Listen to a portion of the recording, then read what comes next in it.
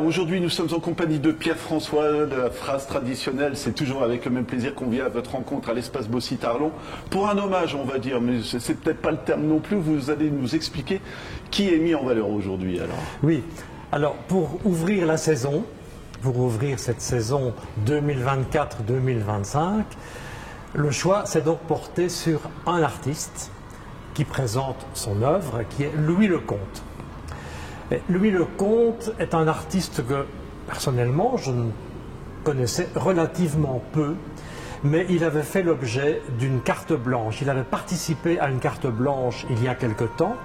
C'était l'occasion de le connaître un petit peu mieux et surtout de découvrir que c'était une personnalité particulièrement attachante, tout en étant peu banale, tout en étant assez singulière aussi.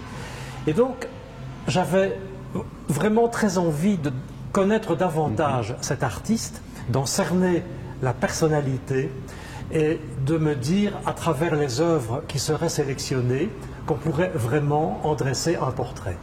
Et ce que je trouve, je vais me permettre de dire son âge, hein, si vous voulez bien, 93 ans, ça permet de couvrir tout un, comment on va dire, un panel de différentes influences de création aussi.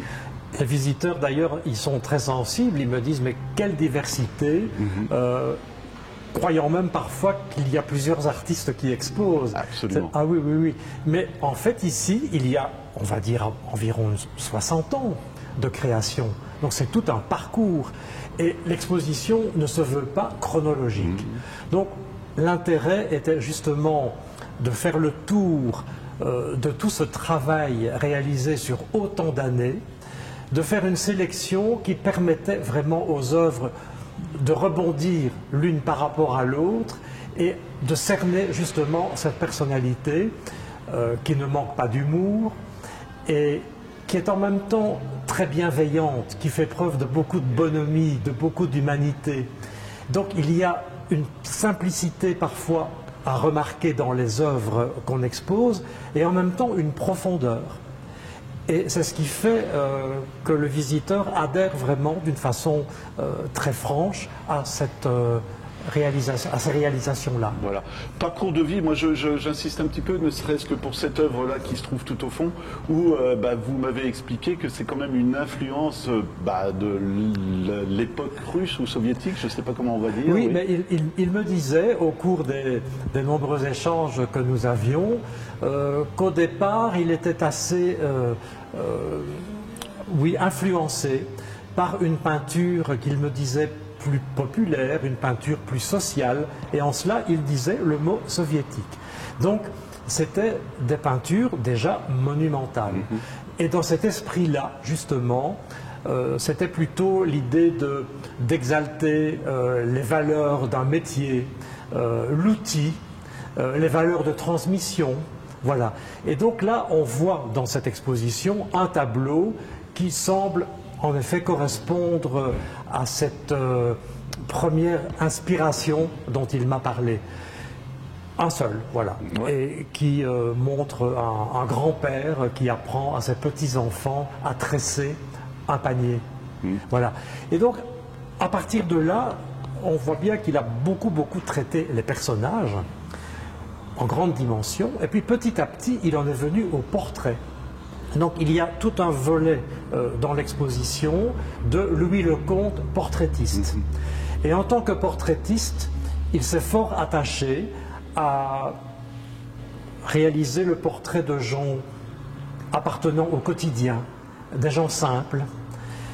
C'est très drôle aussi parce qu'ils ont des regards, ils ont des attitudes, ils ont des vêtements particuliers parfois. Donc c'est très attachant déjà de mesurer un peu cette humanité, cette bienveillance dont je parlais tout à l'heure, avec laquelle il a peint ces différents personnages. Est-ce que je continue un petit peu sur la longueur de la carrière, parce qu'il y a, c'est peut-être un grand mot, mais un peu les différents styles artistiques qu'on a pu avoir. On a parlé de pop art aussi à un moment, ou des choses comme ça. Oui. Je trouve ça assez fascinant, ou alors même des natures mortes. C'est le bien d'un artiste de pouvoir aller dans différents sujets, on va dire, tout simplement. Différents sujets dont on retiendra aussi alors le paysage, voilà. parce qu'il est très influencé, me dit-il, enfin très, c'est pas influencé, c'est admiratif devant les peintres de la Renaissance. Il m'en a beaucoup parlé, et surtout parce que ces peintres-là étaient extraordinaires dans la façon de rendre les espaces, les perspectives. Et à partir de là, il a beaucoup peint les paysages de Gaume, sans jamais se retrouver avec son chevalet dans l'espace. Ce n'était pas une peinture d'observation. Il rentrait dans son atelier, il interprétait. Mais il interprétait tout ce que la nature lui donnait comme sensation de silence, de sérénité. Il me dit, ces espaces champêtres de silence de la Gaume, qui est sa région, puisqu'il habite Florenville. Et donc il a beaucoup peint la Gaume, mais on me dit aussi, en les voyant, ces tableaux, le côté très reposant. Absolument. Parce qu'on y voit aussi apparaître la vache. C'est ce que j'allais vous demander, Voilà. parce que c'est un autre thème important. C'est un autre thème important. J'ai pu apprendre lors de différentes conversations que dès l'enfance, il avait l'occasion de conduire une vache au pré qui était celle de son grand-père Alphonse, et qu'il était vraiment fasciné par le regard des vaches. Il le trouvait ce regard très fixe, très pénétrant comme ça. Et donc le personnage qu'il était quand il était enfant a grandi avec cette empathie pour les vaches, et c'est ce qui explique aussi que c'est devenu un sujet d'inspiration que l'on va retrouver très fréquemment dans ses peintures. Alors, moi, je vous l'ai dit, mais quelque part, j'étais content que vous me disiez qu'il y a d'autres personnes qui aient fait la réflexion. J'ai pensé à Folon, mais vous m'avez dit qu'il y avait eu plusieurs influences, en fait, au cours de sa carrière. Oui, mais on me dit c'est un peu pop art dans ses grands dessins, dans ses grands papiers. On me dit, oui, en effet, un peu Folon, parce qu'il y a ce personnage en par-dessus, vu de dos, avec le chapeau. Oui, absolument. Fernand Léger aussi m'a été cité. Bon, c'est vraisemblable, il peut y avoir eu comme ça l'une ou l'autre influence au cours de sa carrière.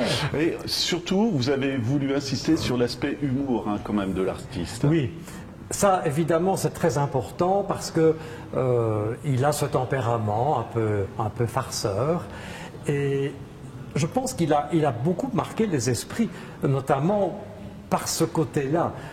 Moi j'ai vu au vernissage venir pas mal d'anciennes élèves qui ont été très fortement marqué par son enseignement. Il enseignait l'histoire de l'art, et ce tempérament-là, il l'a vraiment conservé. Il a des yeux comme ça très rieurs, et cet humour-là, il me dit, c'est souvent aussi par le travail qu'il a réalisé au contact d'un artiste peintre belge, qui était aussi un graveur, et qui est Edgar Tidgat. Il me dit, cet artiste-là avait beaucoup ce sens de l'humour, mais qui devenait par moments un peu burlesque. C'était clownesque, c'était en rapport avec la comédie, avec l'art du spectacle en général, le masque aussi qui revient dans la conversation. Et donc là, cet humour-là, il l'a vraiment développé très très fort, parce qu'il est allé du côté de la caricature, volontiers aussi, et qu'il y avait chez lui ce sens de la fête. Et il me dit, Edgar Tidgat, par exemple, peignait beaucoup des kermesses ou des scènes de cirque. Eh bien, on va retrouver ce côté-là aussi dans ses dessins. Voilà. Hommage au galériste aussi, parce que vous m'avez expliqué, vous êtes allé à plusieurs reprises chez lui, oui. Prendre le temps, pardon, de découvrir ses œuvres.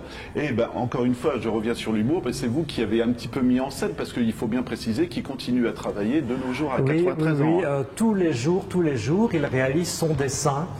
Alors il le réalise au crayon de couleur, il le réalise au marqueur, souvent sur de vieilles lettres, où je choisis comme support une feuille de papier journal.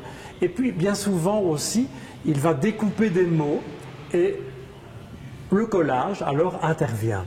Ce qui donne lieu à des petites compositions, la plupart du temps très drôles. Alors l'accumulation de tous ces dessins journaliers m'a permis de tout examiner et de me rendre compte que certains de ces dessins pouvaient être associés, pouvaient entrer en correspondance, ce qui permettait de réaliser des petites bandes dessinées, on va dire ça comme ça, qui rappelle vraiment ce qu'il me disait à propos de ce peintre Edgar Tidgat qu'il fréquentait parce que Tidgat avait un atelier de croquis.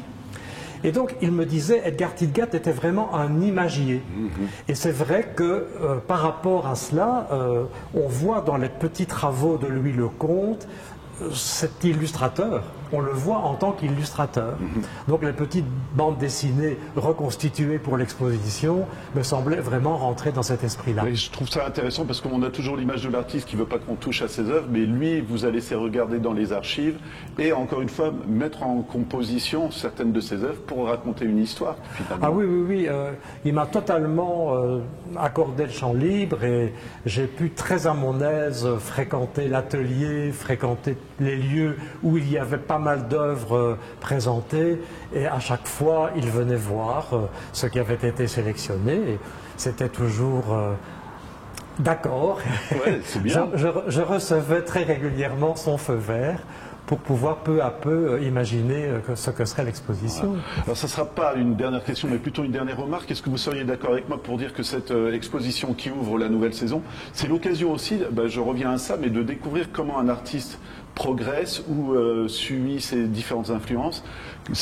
Pour moi, je trouve ça intéressant parce qu'il y a plein de styles différents par une même personne, mais c'est toute une vie qui est représentée aussi. Oui, c'est l'occasion aussi, ce n'est pas toujours fréquent dans la saison, de consacrer une exposition à un seul artiste. Ça, c'est la première chose. La seconde, c'est de se dire que c'est un artiste qui, évidemment, a un très très long parcours derrière lui. Par ailleurs, c'est aussi un artiste qui est quand même beaucoup produit, on vient de le dire, et dans des propositions parfois extrêmement différentes.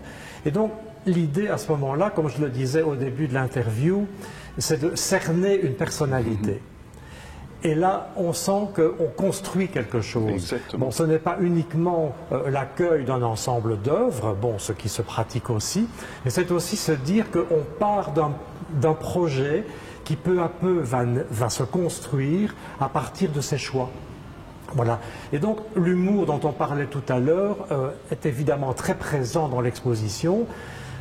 Et c'était l'occasion, par le choix des œuvres, justement, de renforcer encore cet esprit-là et de faire en sorte que les visiteurs parcourent l'exposition avec une excellente bonne humeur. Absolument. Et donc là, on termine par la question traditionnelle. Jusque quand l'exposition? Alors l'exposition, elle va durer jusqu'au 6 octobre. Et il y aura un dimanche d'ouverture le 29 septembre. Le 6 octobre, ce sera donc le jour du dévernissage, vraisemblablement en présence de l'artiste. Nous l'aurons de nouveau, il était présent bien entendu au vernissage, nous le reverrons le 6 octobre. Et puis on consulte le site, comme d'habitude, où là toutes les informations sont évidemment fournies. Merci beaucoup, Uke. Merci.